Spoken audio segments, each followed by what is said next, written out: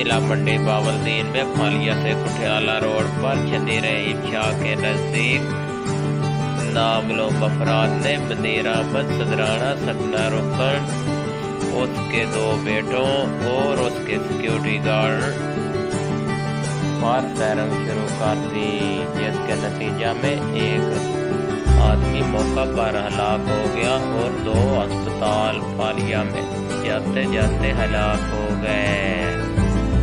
बाकी अफराद की हालत तफ्तीशनाक बताई जाती है, जिनको फालिया अस्पताल से डिस्ट्रिक्ट मंडी बावलदीन अस्पताल में मुंतकिल किया गया।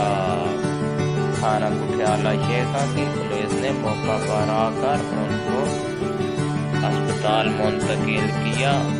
फायरिंग करने वाले नामालूम अफराद के खिलाफ मुकदमा दर्ज किया और कार्रवाई शुरू कर दी।